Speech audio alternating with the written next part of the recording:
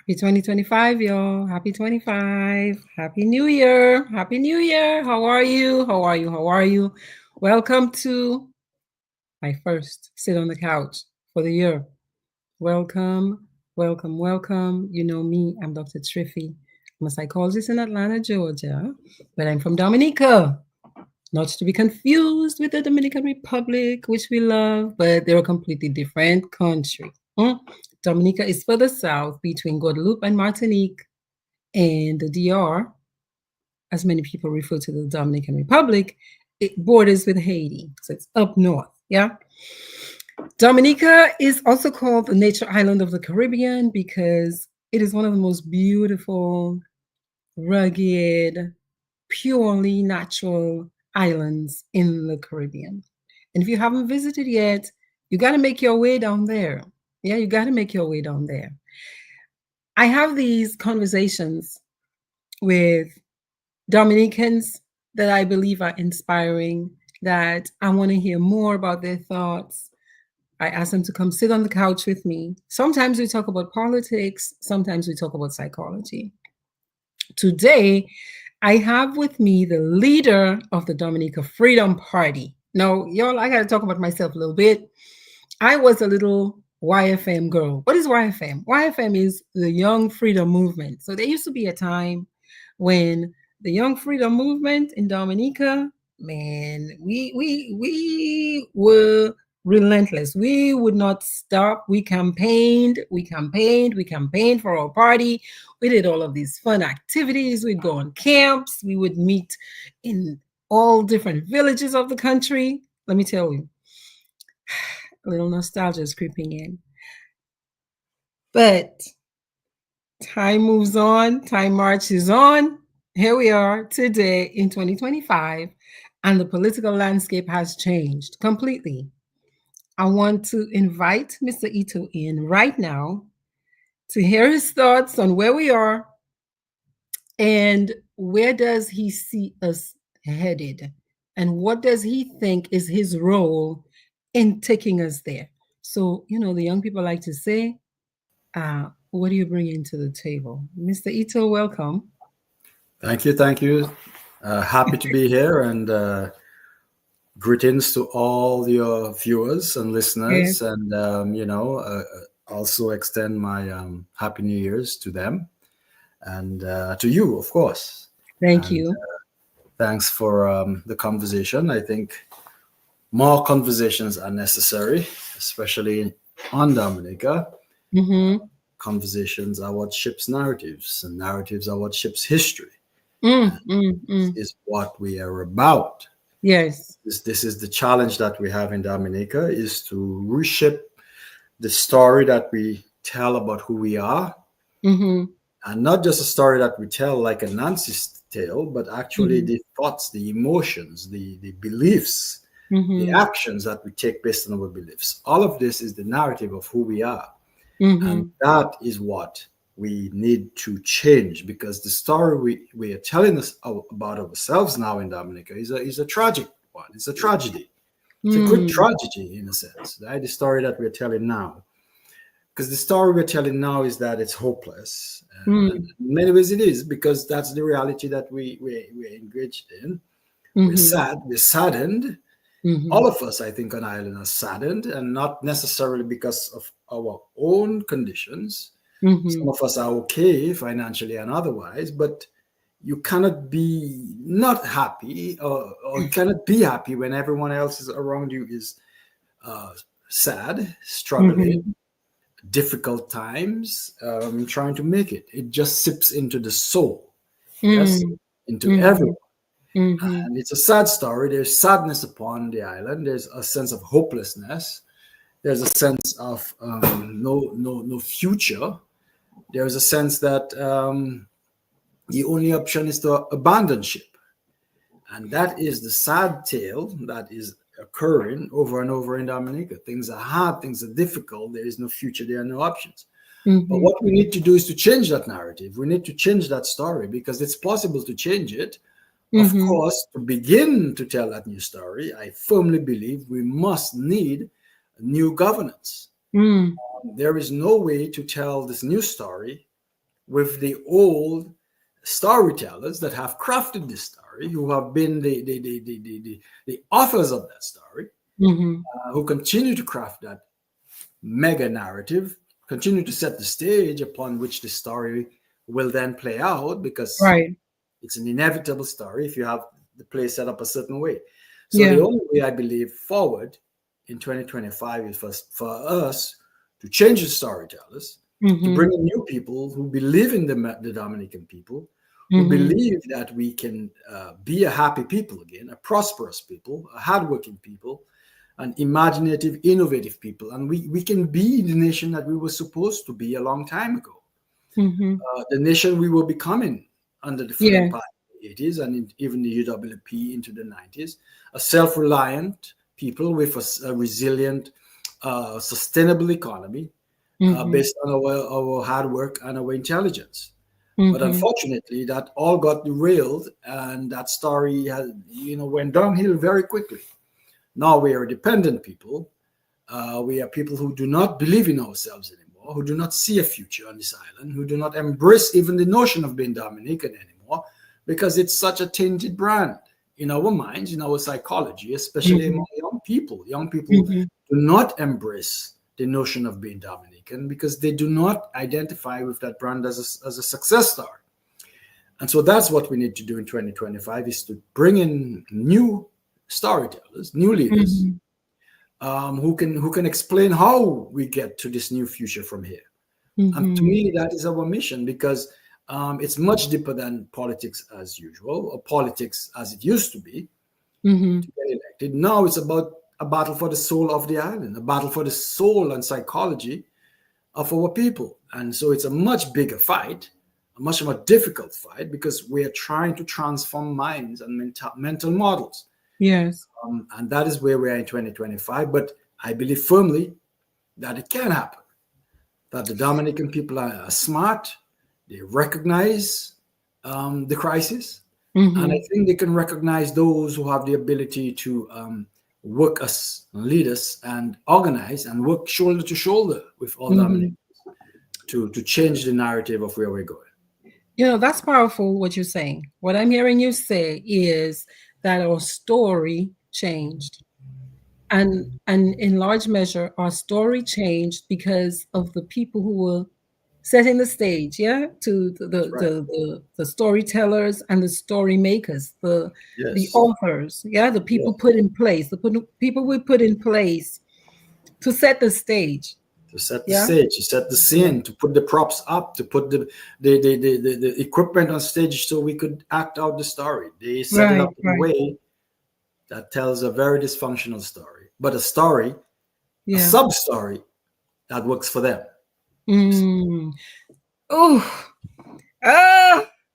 Ouch, that hurts. That hurts so much. That hurts so much. I really appreciate the way you started talking about the Dominica story that I'm familiar with, right? I grew up in a time, and I'm sensing you grew up in that time too, where we were very hopeful, very passionate. We believed in ourselves. We were convinced we were going to excel. Yeah, we knew we could take care of ourselves financially. We were going to build our house, buy a piece of land, build our house, get married, all of that. Like we had our future kind of mapped out. And you're saying that kind of got derailed at some point. Yes, that story got derailed, but I would use even more of descriptive language. It got kidnapped. Kidnapped. Yeah. Yes. All the potential that was there got kidnapped to the service of a few opportunistic people who were, in my mind, and I can use no other words, selfish enough to pursue their own goals, their own self-enrichment, their own sense of power and sense of worth, and were ruthless about pursuing those goals, even at the expense of the larger story of us. So that's the sub-story that you're talking about. That's the sub-story you're talking about, where some people in Dominica are doing fantastic. like they're building huge homes, mansions, and their businesses are thriving. Some people. Yes, But by and large, most people have become frustrated, feeling hopeless. Is that what you're saying? absolutely. It's a Mm-hmm. parasitic story. Mm, Um, it's a parasitic story. They have infected the body of mm, the Dominica mm-hmm. as a parasitic and upon the host of the nation, Yeah, and sucking the blood out of it relentlessly, mercilessly, yeah, almost without conscience. yeah. And so we have no choice, I think, but to address the problem Mm-hmm. and to remove that sort of parasitic influence on our country, so we can recover. The patient can get Mm, well, and then mm-hmm. the patient can move forward to live a fruitful, prosperous life. But it is the interweaving of these two narratives that is the fundamental struggle in Dominica. And the Mm-hmm. question is, which story is going to win? Will the Mm. story of hope and rejuvenation and recovery and the host shaking off the parasitic Uh-huh. influence win, or will the parasites win and kill the host? That's really where we are at this point. So you, what is your Dominica story? What is your Dominica story? Well, I think I have a typical Dominican story. I grew up in Roseau, actually. I'm a Roseau boy, Mm-hmm. I'm a city boy. Um, and I grew up, I attended the convent prep Okay. in my early days. I went there. Happy days. To me, these were fantastic times. I enjoyed every year I can think of. Uh-huh. Um, then did common entrance in the 80s, did well. I was kind of placed in the top 5 students. So, kind of felt good about that, Mm-hmm. about myself. As you were Yes. saying, hopeful things. You felt hopeful about the future. Mm-hmm. And then went off to the St. Mary's Academy, of course. Did fine there. I actually eventually became the head of the student council, the president of the student head boy, as they Head call boy. it, Uh-huh. head boy of the St. Mary's Academy. And I think all these experiences kind of shaped a certain social consciousness in me, Mm. and Mm-hmm. a sense of Okay. service, and a sense of Okay. of, of being organization. Uh-huh. We Uh-huh. worked widely with the different student councils across the different schools Mm-hmm. to do joint projects and so forth. And interestingly, one of those folks that I worked with, he was my junior at the time, was Roosevelt Scary. Oh, really? Yes, yes. you know, I was the senior and he was the junior. We worked together. When I left St. Mary's Academy, I went to the college, and I was Uh-huh. elected again to be student council president. And at that Mm-hmm. time, he was student council president of grammar school. So we worked on many joint projects together. We walked all over Mm-hmm. town finding materials to do projects at the government offices and so on. Mm-hmm. We were hopeful young men, um, and we were, I thought, aligned philosophically that we wanted to Mm-hmm. build a better country. And there were many like me Mm-hmm. at the time, and many of us are still in the struggle 30 Mm-hmm. something years later, to build a better country.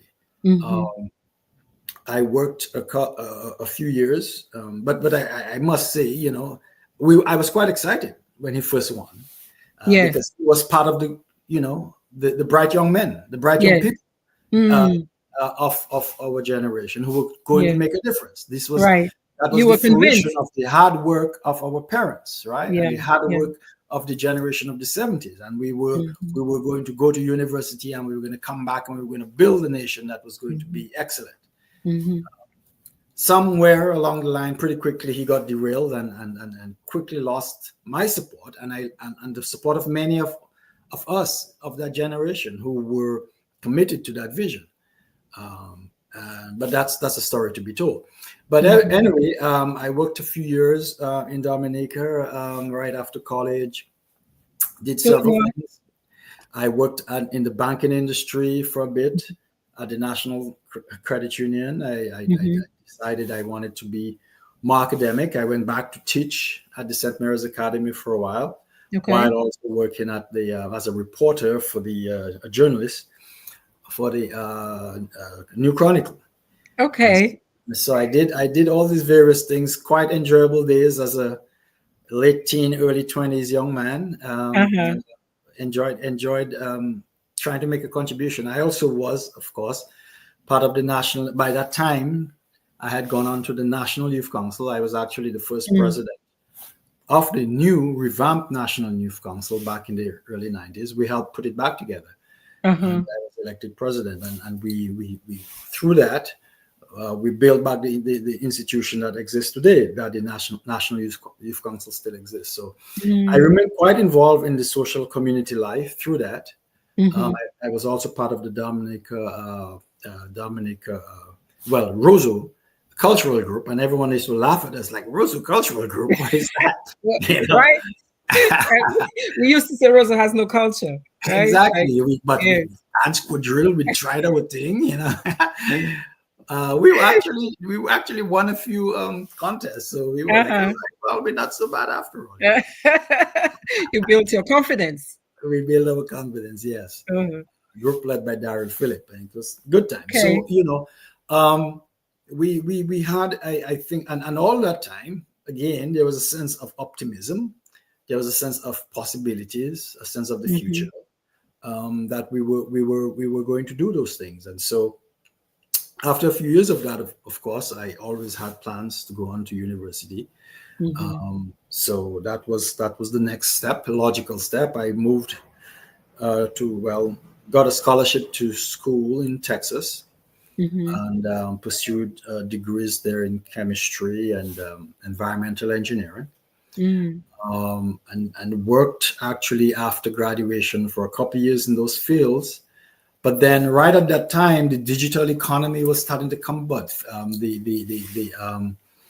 The internet. When I entered university, the internet was not a big thing. In fact, there was no World Wide Web. All text. Mosaic and stuff. And in the early 90s, late 90s. And then we that was just becoming a thing. So I decided, well, that's where the future is. It's in microelectronics and those areas. And I've always been a math and science guy, background. That's always what I studied. So I moved over to do a master's degree in that field, microelectronics engineering. Wow. And that's kind of where I did a master's degree in this, and also a master's in the industrial engineering. I sort of specialized in building the smart world. When I started, there was no smart world. There was no social media. There was no internet per se, and someone had to build it. And I spent most of my early career building microchips for Google and Microsoft and Samsung and all the smart infrastructure that exists today. Wow. And so I often laugh when the Gen X, the Gen millenniums, you don't understand our stuff. You don't understand technology. It's like, we built it. We built it. Right. Right. So you guys use it, right. So forth. But someone had to put it together. You were born in, you're digital natives. It was there when you came by, but we were the digital migrants. We moved from the pioneers. Pioneers. We went and settled the West, and we were cowboys. That's right. You are now here, and you can benefit. You can. That's right. Yes. So it was an exciting career and interesting. I traveled quite a bit all over the world, Asia, and most parts of Europe and Latin America, and because they were expanding markets and the need for new systems and microchip systems and what was there, and that's what I spend most of my career doing. I have a niece that she works for one of those companies that when the idea of the cloud was coming online, she was trying to explain it. Auntie, this is what the cloud means. I saw I say that because on your bio, I saw something about The cloud cloud, computing. like cloud computing. Can you tell Yes. us a little bit more about that? We keep saying stuff like, "Oh yeah, I saved it to the cloud. I saved it to the cloud." What does that Right. mean? Well, actually, it's a nice sounding name, but it's kind of a straightforward thing. It means that when you're working in the cloud, when you're working on your computer, you can Mm-hmm. either be working on your local hard drive, Mm-hmm. or you could be working and saving your information on a memory and other places that you save your stuff on a computer that's not in front of you. But Okay. through the internet, you can send your information. I can save it somewhere in Kentucky, or I can save it somewhere in England, or I can save it anywhere around the world. And so that is what the cloud is. It's just a remote. Not only can you save things there, you can actually use supercomputers remotely. And so Mm. you can do a lot of fancy things that you couldn't do on your little On laptop, just the by physical, the yes, physical machine that you have, but right. by being able to access these super machines, high powered machines, and large storage areas, you can actually Yeah. do a lot of fancy, intensive work that before had to be done by an entire team of people for Wow. millions of dollars. Now you can just sit at your computer and do it because you have access. You just rent access, those Mm-hmm. things. So the cloud is really remote computer resources that you can use sitting at your laptop and do fancy So, things. okay, so check this out. So you remember how you said that and I remember it. We didn't have texting in the web like that, right? When we were starting out. But you realized that this little area was going to be opening up, and you were like, "Choop, I'm going in there." What do you think if you were giving advice to a kid at SMA Mhm. today? What would you tell them? What's the next big thing? We're talking a lot about AI, but I'm sure there's a lot of other stuff. What would you encourage them? What track would you encourage them to follow career wise in that Yes, field? and I've actually presented that and talked about that at the college here and elsewhere. Mm, There's a thing going on called the fourth industrial revolution, right? So the mhm, third industrial revolution was about IT and computer chips and all of those things that I spoke about, the infrastructure, mhm. the hardware and stuff, Right. and social media and all those things. That was the third industrial revolution. The first one was steam. The second one was electrical and so on. Mhm. Third was IT, and now the fourth though is all about information, data, analytics, Uh, understanding how to mhm. process and gain knowledge from data, um, Right. and How to and study trends. everything. Where is this headed? Right. How can we use Yes, this to our advantage? yes, it's like from, you can call it from it to bit, in terms Mm, of transforming the physical world mhm. into bits, into Okay. digital form, and being Yes. able to do many more fancy things. The Internet of Right. Things, everything is connected. Your refrigerator is smart. It can order food for you. Right. Your sprinklers are smart. Your home is smart. It paint changes color if there's pollutants in the house. Those sort of Mm, things, we're smartifying the world. mhm. All of those things require you to analyze lots of data, Right. to gather lots of data from sensors and so on, to Mhm. analyze it, and then to do predictive, smart things with it using Right. AI, machine learning, those sort of things. So Mhm. that is where the world is heading, certainly. And that's Mm, one big wave. The other big wave, of course, is energy, sustainable energy. All of this stuff has to be powered, of course. You need mhm. energy to run all those fancy things, but we Right. can't do it by burning coal and oil and gas and in an unsustainable way due to global warming. So finding ways to you create energy from Mhm. wave energy, from wind, from falling rain, from creative ways, from photosynthesis, Mhm. very natural ways that mimic the natural way energy is captured from the Energies. sun. Okay. Okay. That is going to be another big, because they go together. You must have Mm, energy to power the smart world. And so mhm. those two big prongs, a kid, a young person, or anyone really want Right. to Anyone. change the career, I would Mhm. say focus on those areas. You can't go wrong. There's a huge demand around the world for that. So Which focus actually on is so focus on data analytics, sustainable energy, sustainable energy. and what's the third Well, one? the third one is you could call it the Internet of Things, IoT, the interconnected world of smart sensors and actuators, like this, to sense information from every part of your house, from your vehicle and everything, and to get that information so you can do the analytics on it. Those areas are really big. And coincidentally, that is the platform I believe is the future for Dominica, because all of those things can now be done remotely. I can sit at my home here. I'm at my home here in Dominica right now. I can sit here, design those things, analyze those things, do that work, and essentially for any company around the world, and get paid very well, because these are very well paid jobs.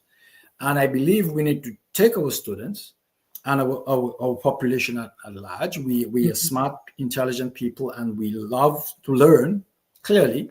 Yes. We should have a very focused national strategy on preparing our nation for this fourth industrial revolution. And to teach those skills: cloud computing, data analytics, artificial intelligence, machine learning, and they don't have to be necessarily confined to the technical aspects, because accountants need to know how to do analytics now. Lawyers need to understand artificial intelligence. Even just running your little Facebook page. All of those things, right? And so learning those skills and marketing those skills, to me, will create a core economic engine around which Dominica can build. It export money, because these are export skills. And that will spill over into all the other aspects: construction, entertainment, even agriculture. People will buy more healthy food. They have more money in their pocket. They want fruits. They want fresh vegetables. This will drive our agricultural sector. And in fact, it will help we could focus on smart foods and superfoods and more exotic, high value foods and products, and export those. And so it's all an integrated system that could benefit, but it has to take a focused strategy and an understanding of where do we have a competitive advantage. Where we have it: intelligent people who love to learn and are willing to undergo schooling to do what they need to do in the world stage. So you're saying that this is ripe. It's a ripe area for people like that young man I talked about last week, who, big and bold on Facebook, he says, "I feel as if my future has been stolen in Dominica." Absolutely. And that there's so many opportunities, so many avenues for our people to get trained, but it's not happening. And it's a sad situation, because we have the most money ever to come in our existence. In our existence. The most money that have flowed into Dominica has been in the past 20-25 years. Billions and billions of dollars. We could have taken $200 million US, which is an enormous sum of money, but actually a small sum in what has been raised, relatively speaking. And we could have retooled almost every student and almost every working professional in Dominica. We could have them now either having degrees or certificates or skills, or in some way retooled and retrained, and we could have been a knowledge based economy focused at this point in our existence. And it will go down in history when we look back in history, that this amount of money was wasted. This opportunity, this pivotal moment, just when the fourth industrial revolution is taking off. And we could see it. There's those of us who could see it, who were there, who were available to jump on that bandwagon with all that money. That was a pivotal, critical moment in Dominica's history. And it was at that history that we had the worst eyes on the ball people in charge of the country, interested in truly making Dominicans wealthy and independent. But wealthy, independent people are not people who toe the line. And that seems to be the sort of people that this government is interested in cultivating. So what made you want to bring your focus from your work to politics? And I know that you're doing your work still. What can you share, like a pivotal moment that led you to decide, hey, Dominica, I've got to put some attention towards Dominica and politics in Dominica? Good question. Well, to be honest, that has always been my plan since the time I know myself as a young man. Mm-hmm. Would be to do the things as I said. I used to be very involved in the National Youth Affairs, Mm-hmm. quite prominent and involved in that, and always plan to go over to university, work in industry, and develop the skills and knowledge that I needed to at some point be able to do well enough to be financially independent, professionally independent, to be able to return to continue the work I think that I had started a few decades ago. So I was always preparing myself for that moment.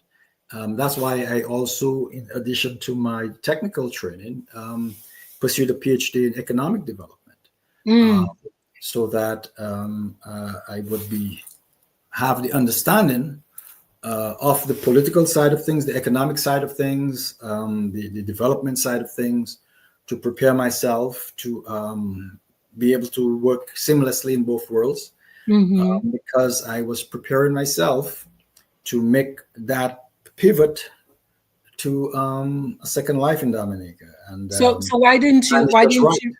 So why didn't you pivot towards the current party?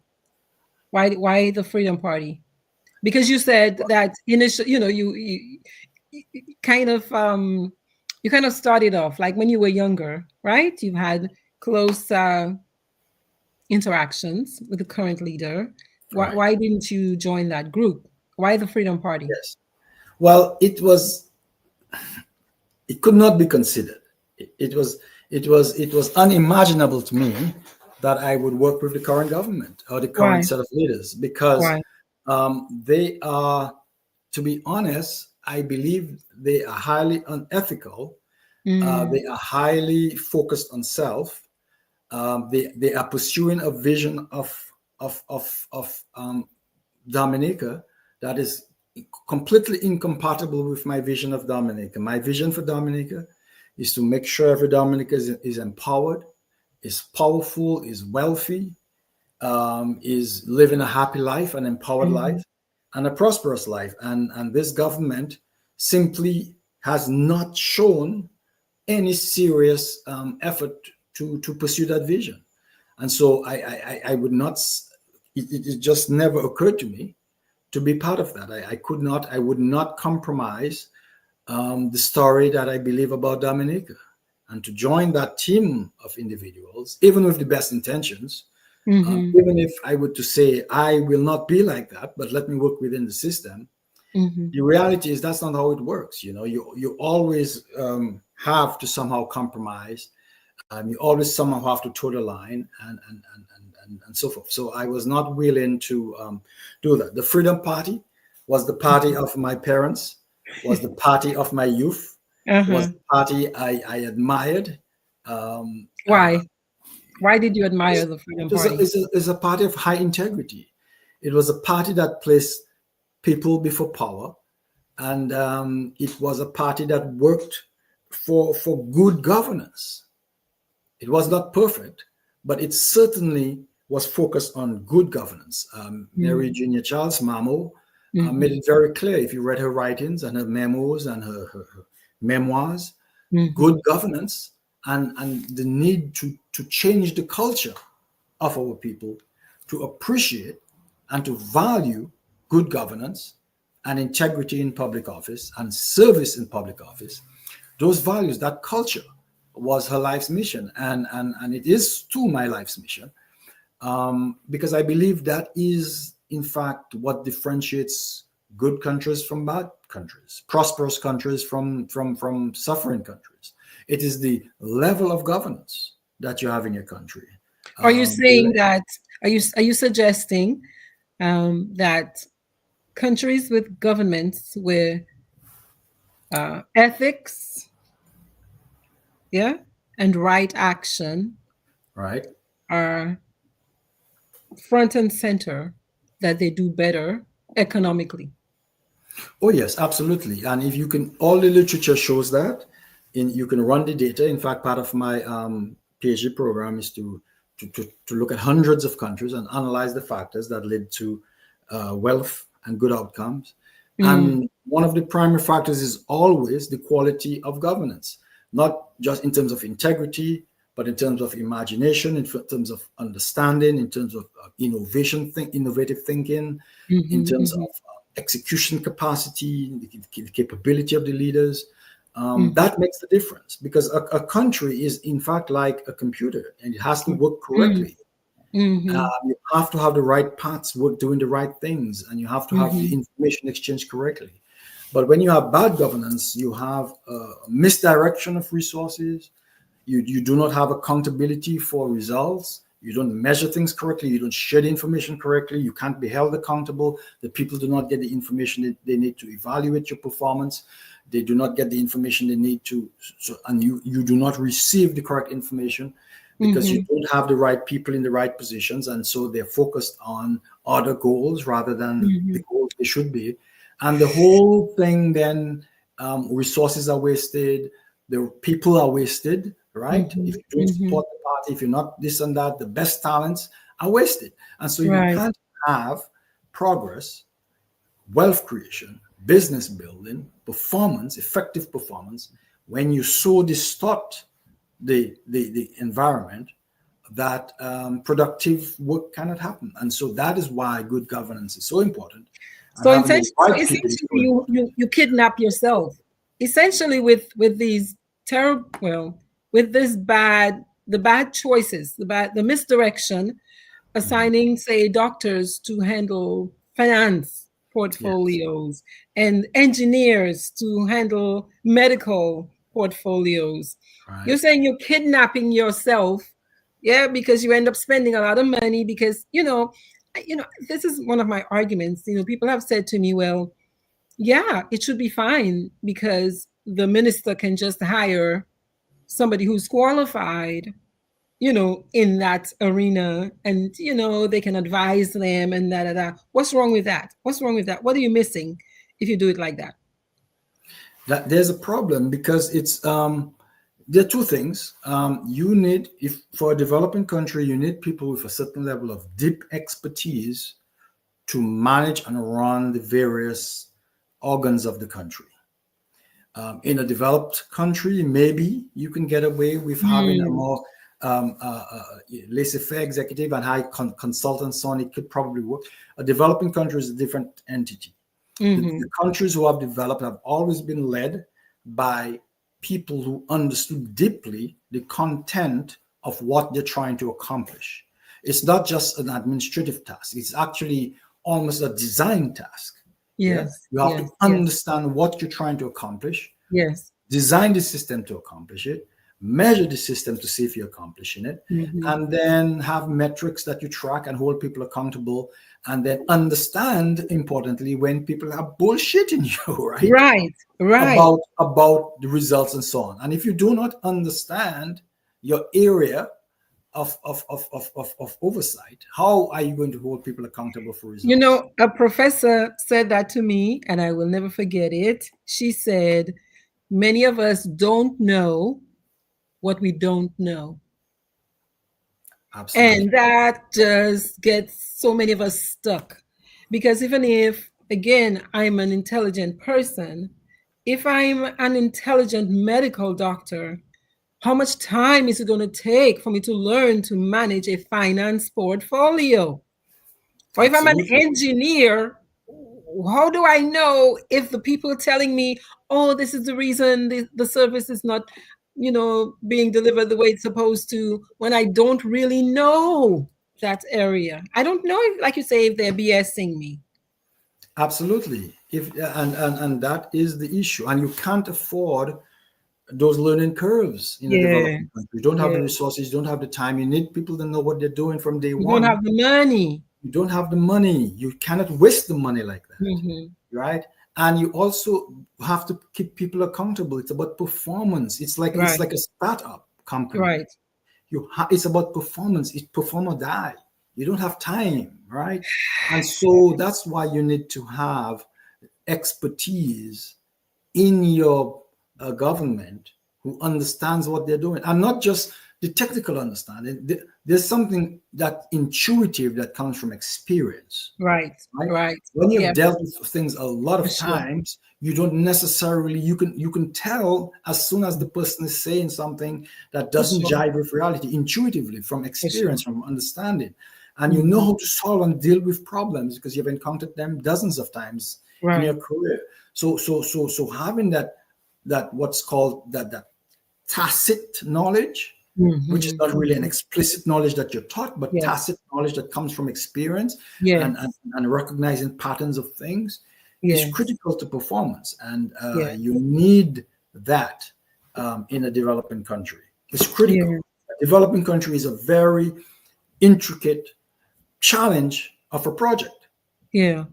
That's why you need your best people at it. This is like Because the money and the resources, even the human resources, like the subject matter experts, right? It's already limited. It's short exactly. supply. You're in a resource constrained condition. You need Yeah. great managers and people who understand how to Yeah. be imaginative, creative, to solve problems, even in resource constrained Yeah. conditions. And In that's the why you first place, in the very first place, you need it. absolutely. But you're saying that what we have now is what? When you think about that, well, and what does the future look like for us if we keep choosing this current system? Not good at all. Not good at that. I think Dominica is at a critical turning point. If we don't pivot to different leadership, a different political culture, a different governance structure, different set of people who are in it to rescue the country, we are going to, we may get to a point where it's very difficult to turn this ship around. Mm-hmm. It may get to a critical point where the population gets so low that the economy gets so damaged that people live in even further droves, and you get into a negative feedback loop that keeps circling into the bottom. And what happens? Well, maybe the Chinese become the new economic leaders of the country. Maybe the 50,000 economic passports people move in, and we lose the country. Yeah, We lost the country. We become those of us who are left become second-class citizens, and we have lost our birthright. Yeah. All the people of African descent who have fought for generations and endured being enslaved and colonized and won the island, and within a generation, less than a generation, the foolish actions of a few selfish people have handed this beautiful inheritance, handed it away for a bowl You're of soup. saying essentially, just brought it. Actually, it wasn't even provoked. No, it wasn't provoked. It was for a bowl of soup. Not even a bowl of soup that they were sharing. It was for a bowl of soup for them and their family. And that, to me, is a crime against humanity, man. It's a crime against the Dominican people. I mean, what has been done to our country to benefit a few, to me, is a real crime against the Dominican people. And someone has to be held accountable for it. Someone has to be. That's a deep pain. And it also reminds me of what you were saying earlier about the organism, becoming almost like infected by a parasite, or like in your field, a virus infects your computer system. And well, what do you do with that? Like, say, in a technical field, how do you resolve that kind of problem? Well, the first thing you got to do is you got to go after that virus. You got to isolate it.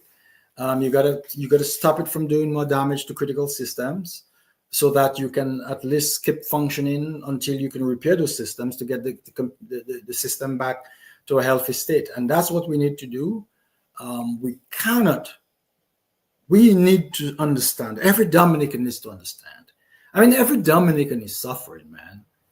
And it is a real puzzle why we do not lay at the feet of the people the blame.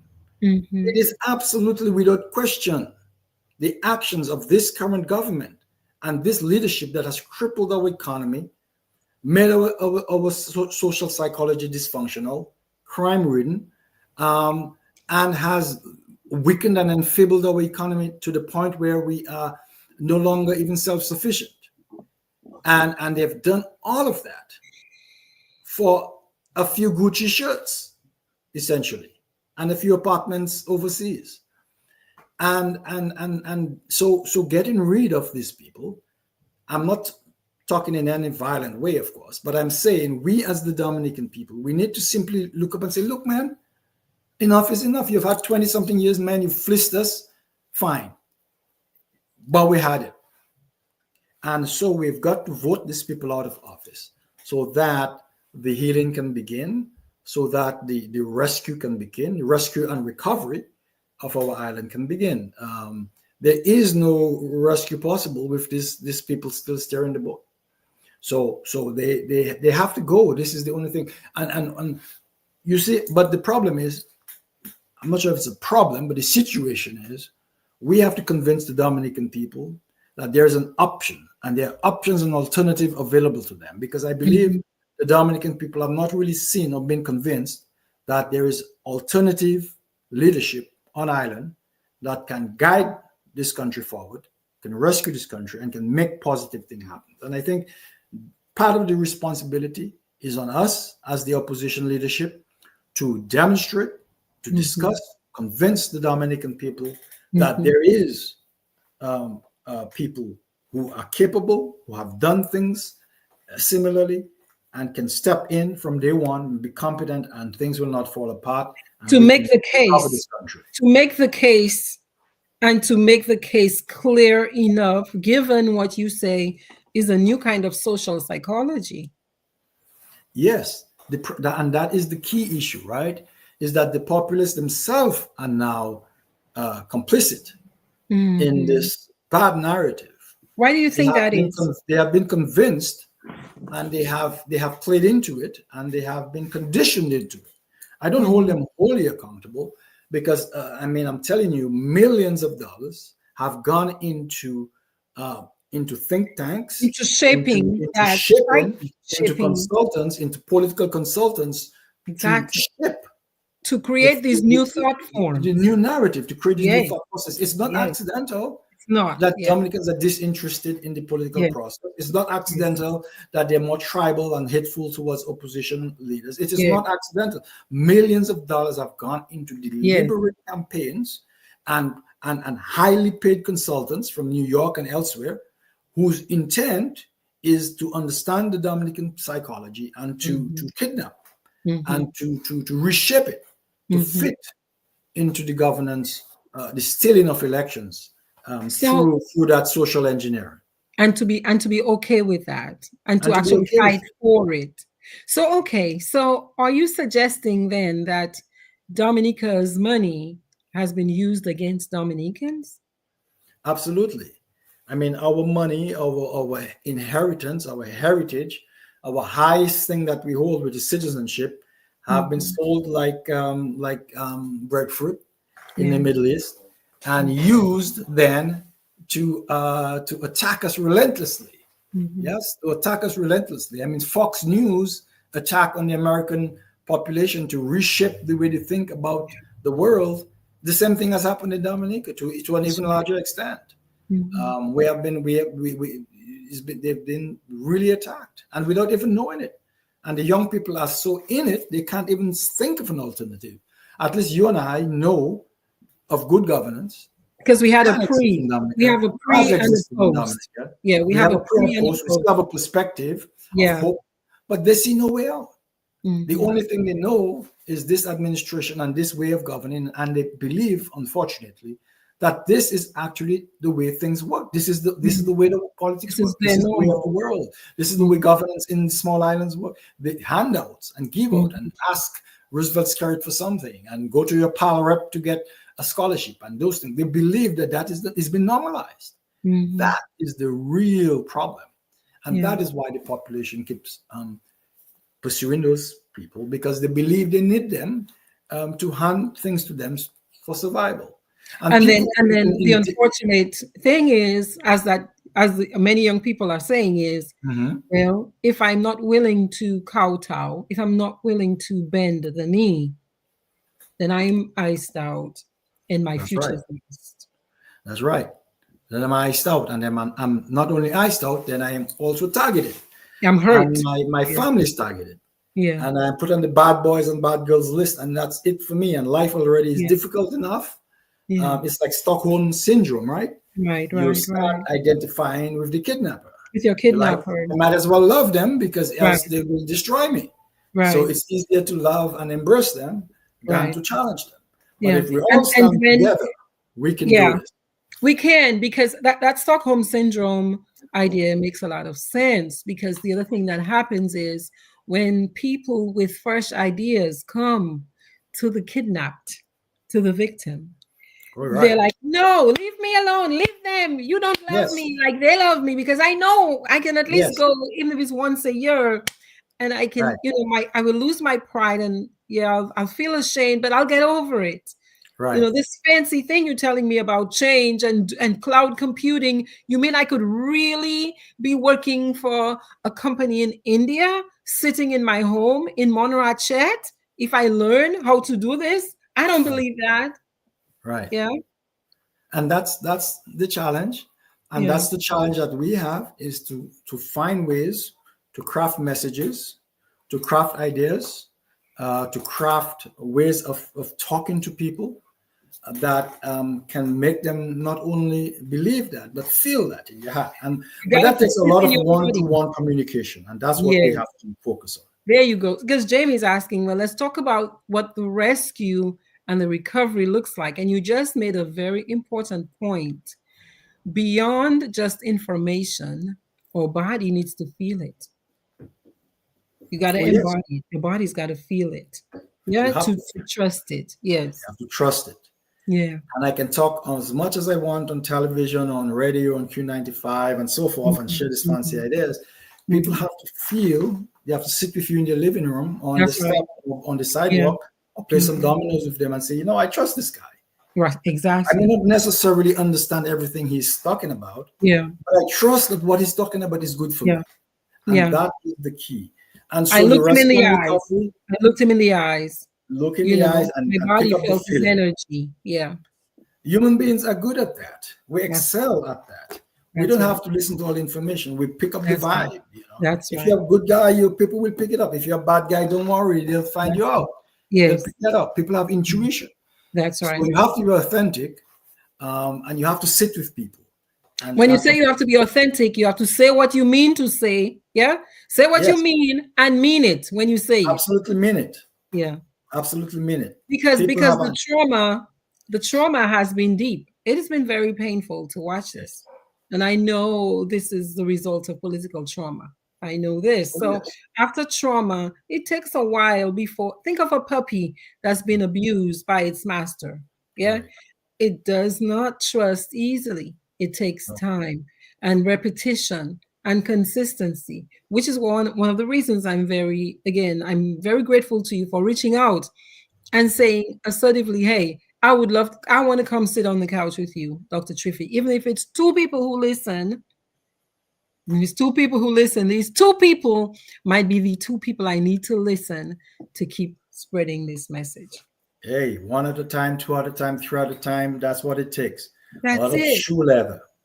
So to answer Jamie's question, Mhm. you know, we have to pivot to a positive politics in my mind, in Dominic. Mm. Yeah. What We does have that look spent like? too What does much that time and energy focused on attacking the government, Mm-hmm. saying how much they're stealing, and so on. People know that they have actually kind of accepted that. Yeah, these Yeah. guys are thieves. Yeah. Yes, it appears that there are a lot of malfeasance is occurring, Mm-hmm. allegedly, right? Yeah. It appears that these things are not happening. Yes, we know that, but the positive. So we have to pivot from that attack politics Mm-hmm. and the monies that we spent on rallies and so forth, and pivot that towards a positive politics where we define a vision, as I said, of Dominica that can be built around the new jobs of the future. We can outline plans that show how we take the millions of dollars that are raised by passport sales and invest in training, in short-term training, People. 6 months, 2 months, 2 years, and 4-year university training. how we define the areas where the high demand is around the world for such things, how we send highly trained, well, people like myself who have worked in industry to cut those deals with the corporations so That's that right. we can hire the Dominicans at half the price, let's That's say, right. but half the price of a $150,000 Heck of a job lot is in a Dominica. hell of a lot of money for For sure. a young Dominican. I mean, For extraordinary sure. amount of money. And so we can do this thing. We can develop the talent. We can develop the people. We need to have people in every major city pursuing those opportunities as their job, instead of those high-priced consultants that do nothing after they've been ministers and so on. Let us train people to send to Silicon Valley, to send to the Google areas, to send to San Francisco, to send to Boston, to send to New York, to send to the areas where those skills are needed and people are needed, and to recruit and to work every day with these companies to cut deals, to hire 100 Dominicans there, 200 Dominicans there, to set up a center here, to do some things here, to do back-end processing for a health service center here, and to get that economic engine revved up, to then spill over into the other areas that will drive economic recovery. But the government would have used the money of the country to invest in the training of the people first. But that is what investment is to take the money and to create new capital. Yeah. And one of the most important new capitals you create is human capital. Human capital. And then you have to have infrastructure capital. And then you have to have organizational capital like marketing and so forth. So you take that and you invest that money into that. And then you create even more money. That's what an investment is. If I put $100, I should get 1,000 out. Because I'm doing a clever thing with that $100 to generate even more. And so that is how we have to take that money and multiply it until we get to the point where we're self-sufficient. We do not need passport sales anymore. We are mature country. We are a serious country that is making waves in the world. That's what we need to pursue, is to how do we develop a self-sufficient core? Because we have a small population. We really cannot depend on the local economy to generate the sort of revenues we need to be a wealthy country. We have to target export markets, but not exports of products, export brains, remote.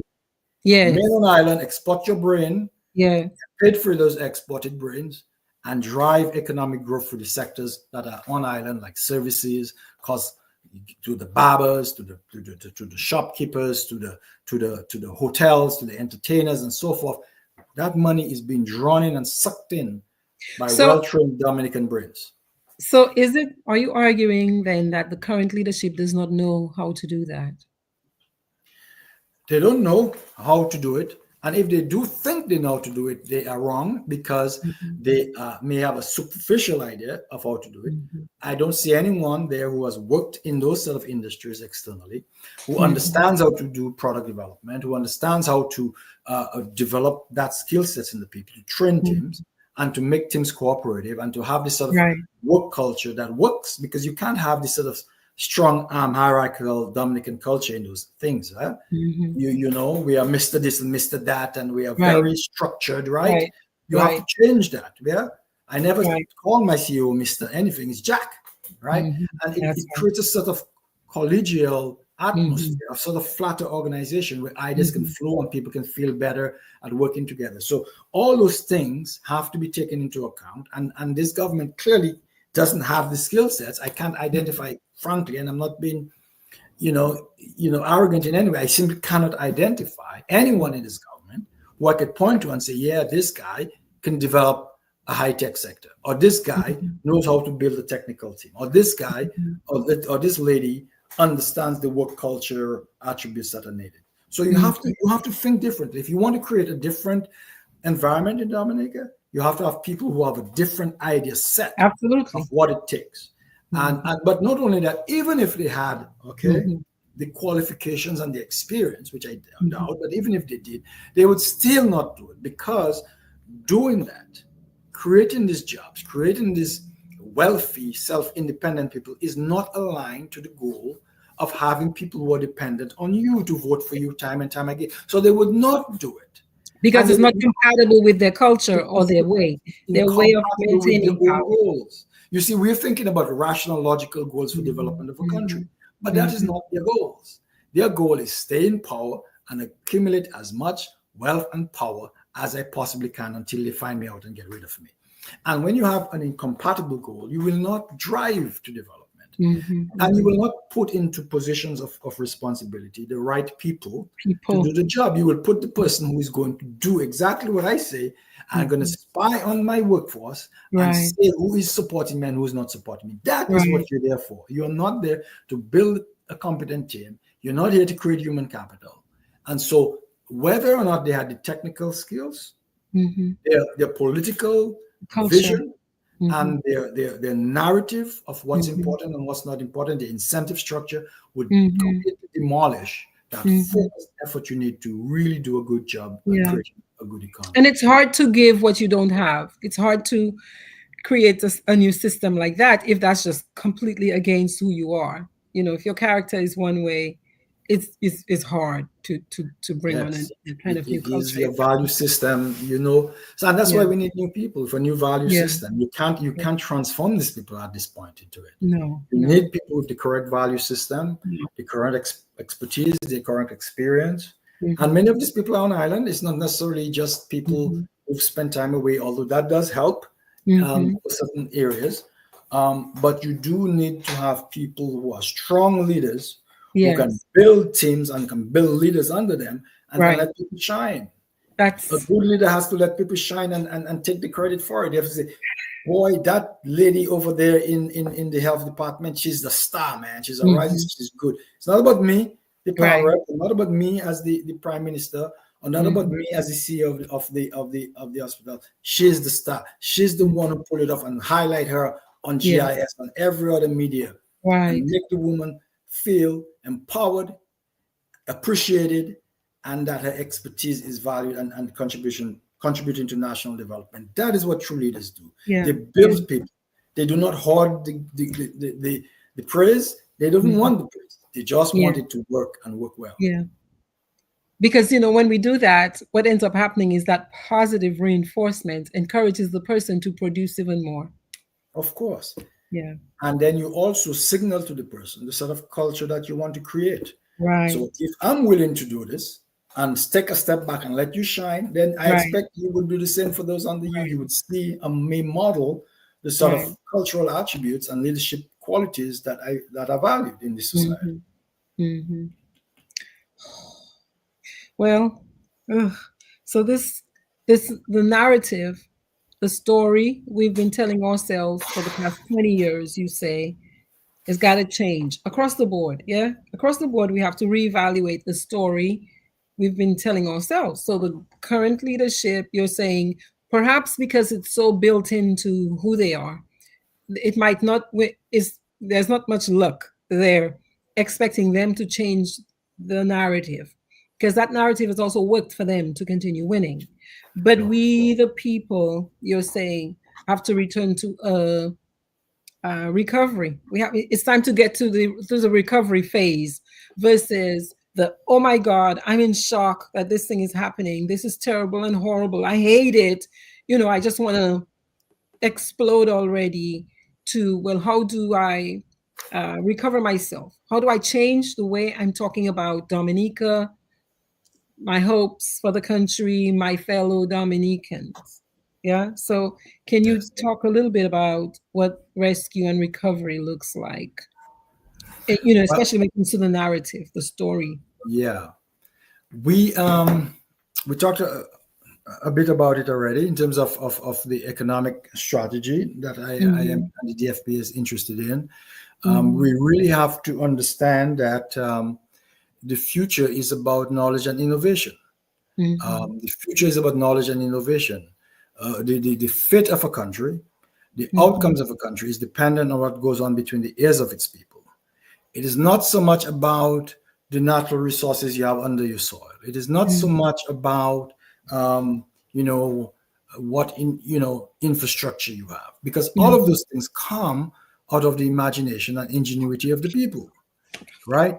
Before the automotive was invented, petroleum was just a nuisance, and people worked for generations to get it out of their land. Right. But as soon as you were able to invent from the human imagination, an automotive, then it became a resource. Right. It became valuable. So it doesn't matter what we have in front of us. What matters most is how can we use our imagination, our ingenuity, and our creativity to transform that into value-added things that other humans desire.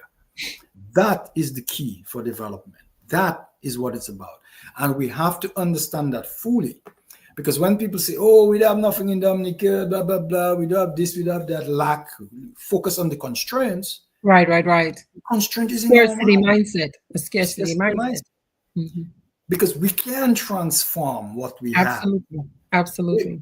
We can say, well, you know, we don't have much. We have little rural villages and so on. Now, how can that be valuable? Well, there are people who would pay big money to come and sit in a rural setting from overseas to reconnect to the culture of this thing, who would pay to have the children come experience that, bring with other folks of African descent. Other African Americans would want to be part of this, come visit the cousins, live in the village, connect deeper than the natural tours. You have to think creatively of how you can you convert what's available to you into value. That's right. And that is the most important thing that we have. We need leaders who think like this, who are innovative, who are creative, who are not just looking to sell another bunch of bananas. There's nothing wrong with selling a bunch of bananas, but you can't simply pursue the same old ideas, the same old approaches, the same old discussions in a new world. In a new world ad infinitum. If I'm going to sell bananas, I'm going to say, well, hold on a minute. How can we process these bananas? Right. Are there superfood possibilities for the banana? Are there health, are there cosmetic things for the banana leaves? How can we use the banana tree? How can we convert it? How can we have people look at the banana tree remotely and say, in a whole new way? How do you convert to the new mentality of the experience economy? And human ingenuity. Right. That is what we have to focus on. So Petra says we need. That's the crux of the matter. That's the crux of the matter. Petra is agreeing with you because she's saying we need to help people realize that mindset change is necessary to embrace what we want to see when it comes to rebuilding our country. We have to be willing to shift. And that is challenging now. And I know that's challenging because I've worked with people for 30 years trying to do this stuff, right? So even just think about it. New Year's Day was just a couple of days ago. How many of us said, my new intention is to work out every day. But we haven't started yet. It's already the 3rd. We haven't started yet. Shifting takes intention and energy and effort and consistency. Yes. And a lot of other things. So what do you think about that? It's absolutely true.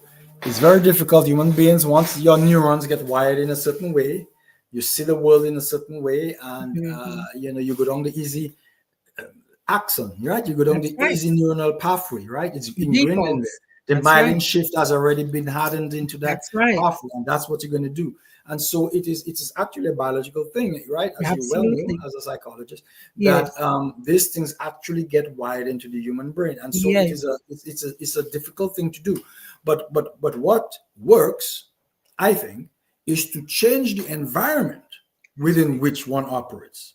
Right? Is to set up the environment for success. Because if you remain in the environment that's set up to reinforce the bad thing, then it will perpetuate. So that's what I'm saying. We, as the leaders of the opposition, we have to find a new way to reset the political landscape, to reset what we do. For example, instead of spending $30,000-$40,000 to bring people in from all over the country for a march and a protest that is not really going to change anything, why don't we take this, the $40,000 and build a micro hydro turbine plant and demonstrate to a section of a village that, listen, we can do these things, and we can combine that with wave energy, and we can show you these are the things that can be done and will be done. And so through these demonstration effects, you start shifting people's perception, because demonstration effects of real things are much more powerful than people saying things and promising. That's right.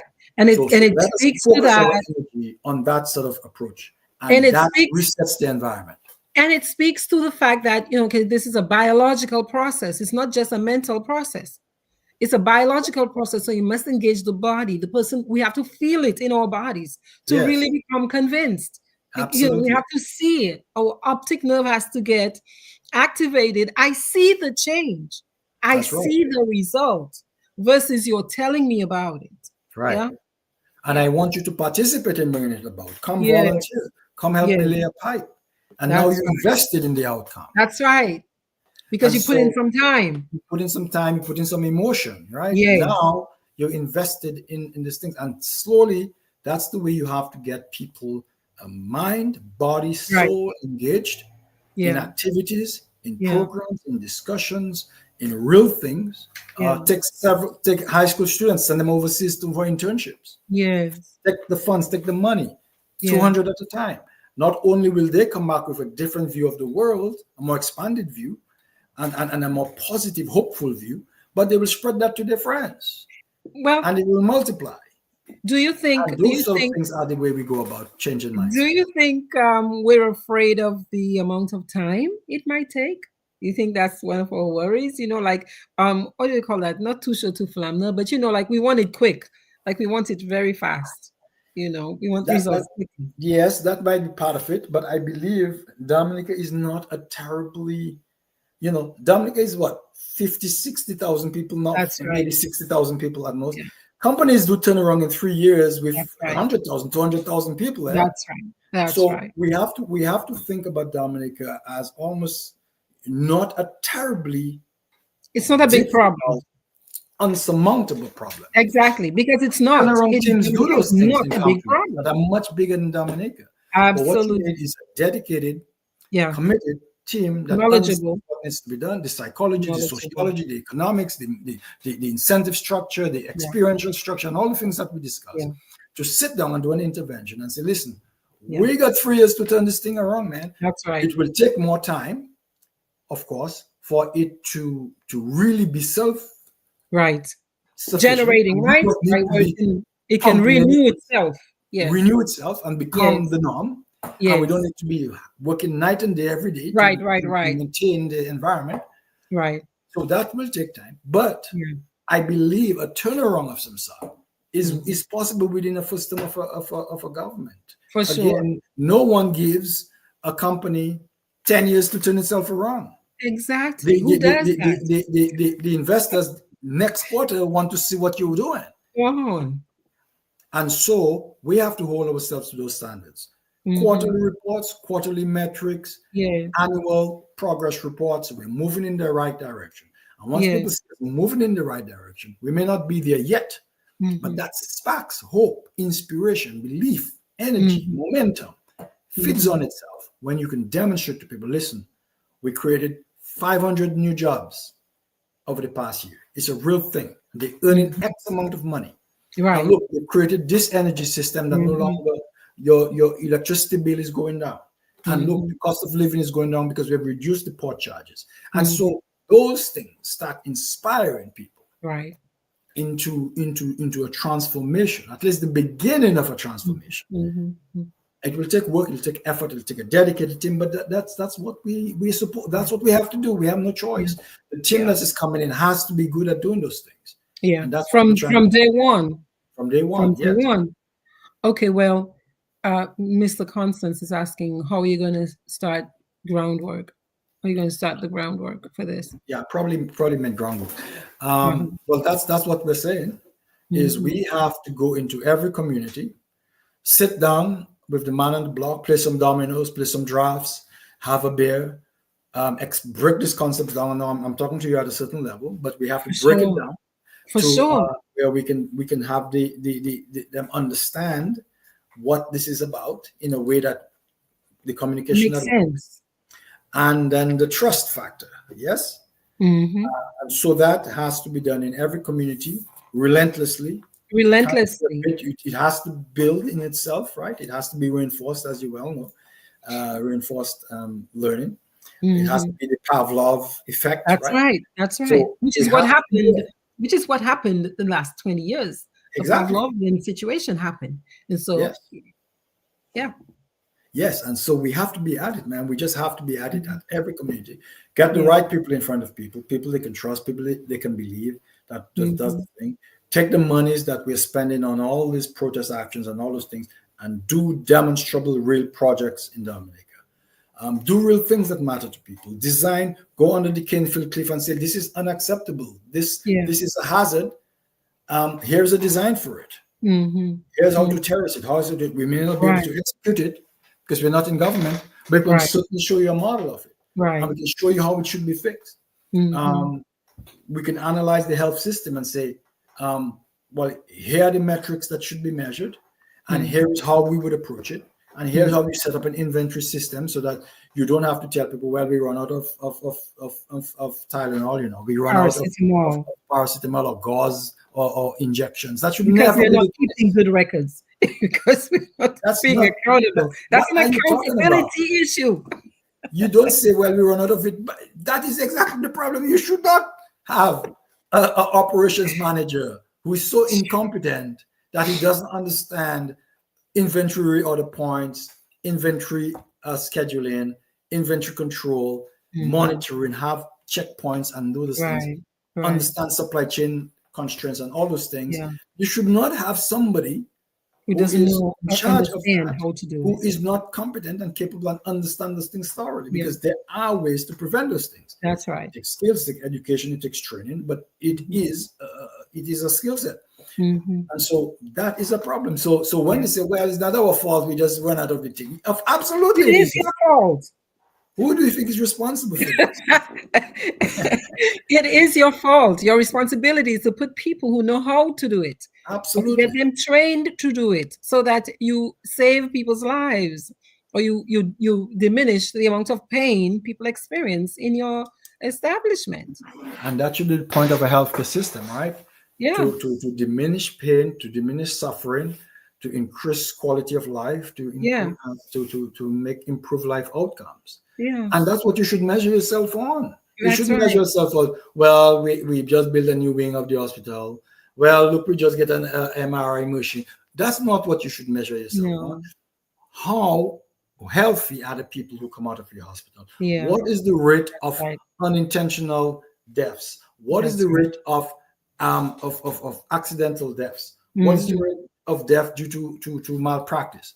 What is the rate of return for treated symptoms? What is the prevention criteria in your clinics and in your rural clinics and in your primary healthcare system, so people do not come to these morbid conditions and get to that point? But you're talking about data analysis. Data analysis. You need to understand real outcomes, because you can only manage well if you understand the real situation and manage to react. But if the reality is that the culture of the party has said that people who support me will get employed in particular positions, those particular people might not have the skill set. Almost certainly not. I mean, they all die. But it's accidental if they do, right? It's not deliberate, right? Because the number one criteria for almost any position in Dominica now is, do you swear undivided and loyalty to me, allegiance, the Prime Minister and the Labour Party? Put your hand upon this red document and and what I want to know is who in your organization is not towing the line so we can deal with it. And who is towing the line so we can promote them. That is the criteria that is used, not, as I said, how many errors, medical errors lead to bad outcomes. What is the rate of return of recurring things? These are the things that should matter. This is how many people how many labor rights are working in the emergency department. No. Right. You're saying we should be thinking about how many people went in with a broken toe and left with an amputated leg. Absolutely. And how many people came in for a broken toe because you didn't put the sidewalk correctly like you should. You need to measure prevention as well as interventionist outcomes. Yeah. And so we go back to your point that unless the people designing the environment are changed, we're going to keep getting these outcomes. Absolutely. Mhm. That is the whole issue here. So And we it's have to just not decide. possible to rehabilitate the It's not. system at this point. It's not. It is not possible to rehabilitate this government. It's not possible to rehabilitate that thinking. It is not possible to rehabilitate it and to fix it. So that's why I often I'm a bit at odds with some of my fellow opposition guys who appeal to this government. Hey, give us electoral reform. Hey, It's fix not. this. Hey, do this. Hey, do Yeah. that. I'm a bit at Stop. odds with them. I said, guys, we're wasting energy on this. It is Mhm. too late. It is they're unable, certainly unwilling, but culturally and institutionally unable Resistant to to see. pivot to that way of thinking to do the right things. So Mhm. let us not waste time on that Mhm. effort. Let us focus our time on showing to the Dominican people we are competent, we are Mhm. capable, and we are here to help save the soul of our island. That has to be the mission.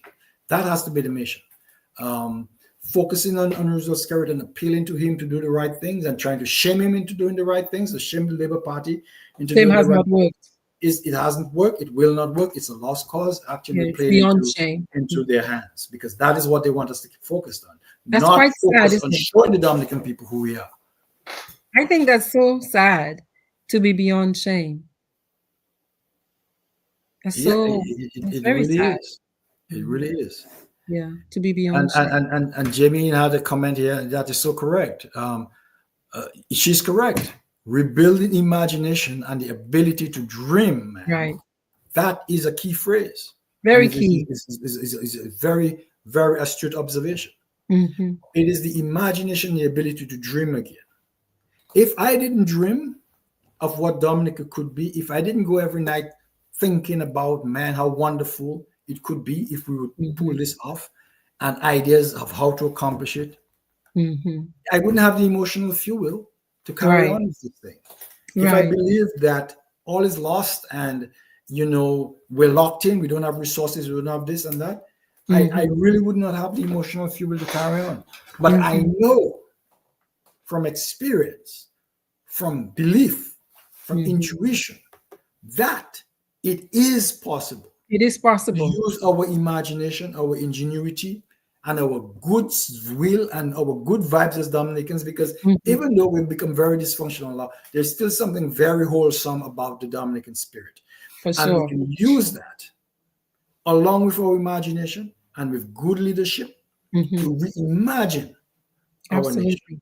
And that is what we have to do. And we can do it. Other peoples have done Absolutely. it. Absolutely. Singapore was a poor Singapore nation, is the best example. a poor fishing port, Yeah. kicked out of The Malaysia Asia, yes, as yes, part of yes. their thing.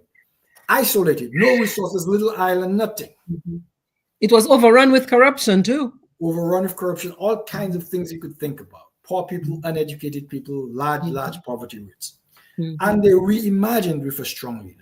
That's right. We can be this, and we will be a knowledge economy, and we will design, and we will train our people, we will cut out Mhm. corruption. We shall do this. And they Mhm. pursued that dream, that imaginative dream, relentlessly for Mhm. decades. Yes. And they have concretely and conclusively shown that a people with imagination, determination, and will can create Yeah. wealth out of nothing. That's And right. that is where we are. And in Dominica, we have much more than nothing. Much more than nothing. Much, much more than nothing. We have a beautiful, amazing island, ideal environment, tropical Mhm. location. We live in paradise. We're free. Yes. There's no big racism to deal with like some of other things. We control our own destiny. We have so Yeah. much more than nothing. Yes. We could make this place a fantastic place. But Absolutely. that is what we have to do. Well, I'm holding hope. I am holding high hopes for Dominica because I know my people. I know our people. You know what I mean? I know our people. And I am very convinced that this is a passing situation. I've got to hold on to that hope that this is a passing situation and that it's a collective lesson for us, that I hope we're willing to look at it. I was so shocked 2 years ago when the conversations were just not being had. people were actually horrified if you had a conversation about politics, like terrified too, to the point where people were calling me from home to say, hey, shh, don't say that. They're going to say you're a bad person if you say you would prefer something to be done in a particular way. And I couldn't believe it. But it was an assessment of where we had fallen. But I think there's a shift. I've seen a shift. I think a lot more people are comfortable expressing their thoughts, expressing their, hey, this is what I want. I don't like this, I would prefer we do it in a different way. I feel a shift in that There's level. definitely a shift. And in fact, at this moment, Dominicans have never been more willing to change. They have got to the point of being squeezed so much, Yes. so much pain and misery, and Yes. that they're like, all right. Something's got to give. Someone's got to give. Something's got to give, right? Yeah. And I've heard people who were staunch Labour supporters Mm-hmm. say this Yeah. and call me on the phone and like, Yeah. all right, Bernard, how can I help you with this thing? Yeah. I was dyed in the wool red. Yeah. I believe in this thing, but I'm telling you, it's not sustainable. Mm-hmm. And I need out too. I need to get on the ship out too. Yeah. Here's some advice, and here's some strategies, and I've worked with these guys, and here's what they do. So there are people who never have people being more ready for change. Yes, I agree. And people need hope. They need to be inspired. Yes. They need to believe in the leaders that they see. They can't see the leaders and say, "Oh, Papa about Jay, it's so rough." But look at them, man. They're just like them. When they come in, it's the same thing.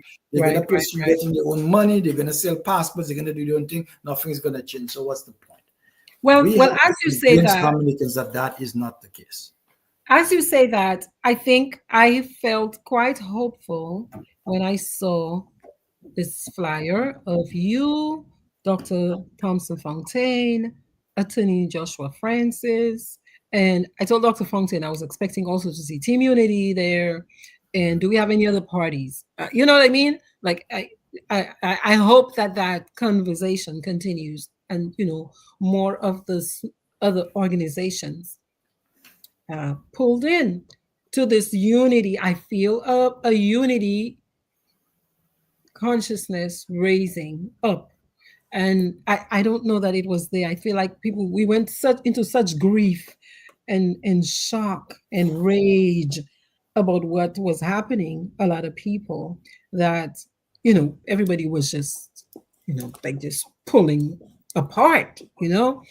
So tell me more about that unity, a coalition kind of talk. What is that about? What do you all hope to achieve with that kind of working together? What is that about? Well, it's, as you said, it's essential. We are realists, I would hope. We realize that the opposition parties have been battered. We're weaker than we hope to be. We've had major setbacks. We realize what a difficult task it is to dislodge this government based on the fact that they've conditioned the public to a certain mindset and to a certain adversarial view of the opposition. And so we realize that we must, there is no choice. We must cooperate to put together almost, it's too early to say the word coalition, which informs some sort of formal political arrangements, but it's definitely not too early to put towards, let's say, a council of effective governance. Yes? And so that is what we're after, identifying all the effective people, identifying all the effective conversations, and collaborating to put together a unified front that says there is a better way to do this. And there is. All of our good ideas together, and together, let us create a bigger pie. We can worry about how that pie gets worked out later. Shared. Live it up. Live it up. Who goes where, who gets elected where, and so forth. How does the governance structure come together? Right. But at this point, that is secondary. What is primary is to show the Dominican people that there's a team of whatever people from whatever party, and that will structure itself out later. But there's a team across not just parties, social social sectors and Organizations. social Yeah. organizations and so civil society that are willing and able to do real things to change this country. And that is what this thing with myself, Joshua, and Thompson is about. We all know each other. We've all worked together before. We've all interacted before. Actually, funnily enough, funny little tidbit: Thompson is actually my first form teacher. So we go back a long way. Now he's not that much older than me. Remember, when you left You sixth started from college, young. you were probably 4 years older, 5 years older Right. than Right. people that you taught, right? Yes. Right from sixth from which he came, and he was. So, but anyway, I think we have this similar mindset. We have the mindset of, listen, we understand this is an experience, a fight not just for political power, but a fight for our country's soul For the and heart spirit. and soul of Dominica. The soul and spirit. And we understand that in order to call for that, you have to signal that yourself. Yes. You have to show love.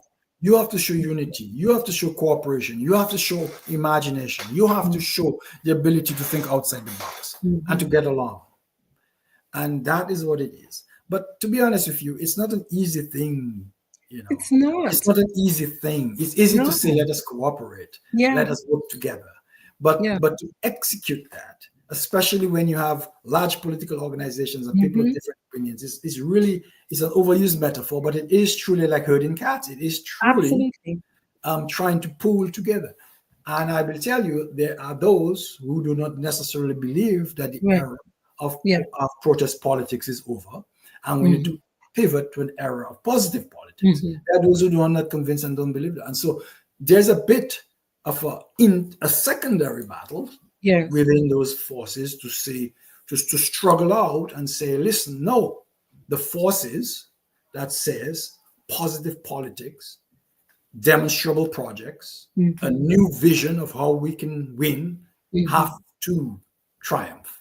Because if the protest politics and the old, the conventional way we have model wins, we will not show the Dominican people the new soul, the empathetic, revitalized, hopeful, cooperative soul that we wish to bring about. And if we cannot show that ourselves, then we are not signaling the right things, and we're not going to win this battle. And you know what I think? What I think about that is that, we start where we are. We start where we are, what we have, and that it makes a lot of sense to me that there is the old guard, sort of, right, with the old model resisting the new model. That's how we grow. That's how we change. And it is powerful, though, that three of the big heads, hopefully you get more in the from an organizational standpoint, demonstrate. So you stand in the gap for all the people who have not yet bought in. And it's how you stand in the gap that will signal to them how to buy in, and that there is value in buying in. But that is sacrifice. But that's what I meant earlier when I said, I think this 20 years, really, we've been in school in Dominica. We've been in school. We're growing and we're changing and we're reshaping ourselves. But we've got to decide how we will reshape ourselves. But reshaping hurts. Reshaping hurts, It takes sacrifice of the my goal for the higher goal. And that's painful. That's why we've resisted for so long. But it's also why we have not shifted this thought form this government has been able to put on the people for so long. So we've got to decide if we want to continue as is or if we're going to change. So I really applaud you guys for this unity mindset. I think that's where we need to go. Back to our ideas, our foundational principles in Dominica that kept the Negmawa and the Kalinago people resisting colonization for so long. Of Koudmehn, Natiwell, working together. That's us. That's who we are. We can try to bring in other ideas of where foreigners come and take over what we have. That's not how we dealt with foreigners. We're very welcoming to foreigners, very hospitable, but we were not kicking out our boyo. Yeah. We were not taking off our boyo. Pati we boudin ever mete pie. We were not doing that. We have proverbs in the culture to teach us. We are not bringing in foreigners to replace us. Pati we boudin ever mete pie. Okay, so we have to return back to those foundational, every little piece of land on the earth, the people have created their culture to help them survive. These principles helped us survive. I think you guys are doing the right thing with that. Absolutely, very well said. Well said. It's about returning to that core value that is Dominican. Absolutely, we have not lost it. It's just we been have not lost it. and that's why it's painful, because Dominicans, that is who they are. That's who they want to express. That's who they want to be. But the pressure, the dysfunction, the conditioning has really messed them up. And so there's a lot of anger. There's a lot of suppressed feelings. There's unhappiness because we can't be who we want to be, who we naturally are. A kind, loving, cooperative people. Yes. Right, that is helpful and kind to strangers and kind to each other. That is who we, and that has been suppressed, and that is an existential crisis for us. Yes, it's a painful dysfunction. It is a painful trauma. Yes, absolutely. And we're reacting to that, and you're seeing that expressed in crime and in different ways. Accidents, even all of these accidents on the road speaks to a lack of empathy. Lack of empathy. I don't want to drive in a way, that I'm respecting the other person. So I'm just going to go as fast as I want. I'm going to care about the other person coming around the corner and their life. Yeah. All of this stem from that suppression of the true Dominican spirit of a exploitative vibe that has really just created a stressful, unhappy island. Yeah, and we just have to change that. We've got to change it, or else, like you say, we will die, because it's like the virus that infects the computer system. And it can crash the system. It can crash it if you don't get somebody that's knowledgeable enough to come in. Well, yes. It can be damaged to the point of you can't recover. No return. Yeah, you get that death. What do you call that? The blue screen, the death. The screen, the blue screen of death. Blue screen of death. So yes, let's hope we do not get there. And as Jamie's saying, we have been preparing. We've been in school, and as you've said, we've been in school. And yes, it's time to review and prepare for the exam. And it's up to us as the new leadership in the country to prepare the population for the exam. That's our role. That's right. Why you should know these answers? Why do these things matter? Why should you take and to pass the test is to replace this government? Yeah, passing the test means a new set of leaders to go forward with. That's right. It's up to us to prepare the students to pass that test, which an A is you have replaced this government. So we want everyone to get A's. We need to pass the test. We need to prepare the students. We need to prepare the population to take the test. And all of this trauma, man, as you said, we will look back at this point in history and it will either do two things. We've lost the country.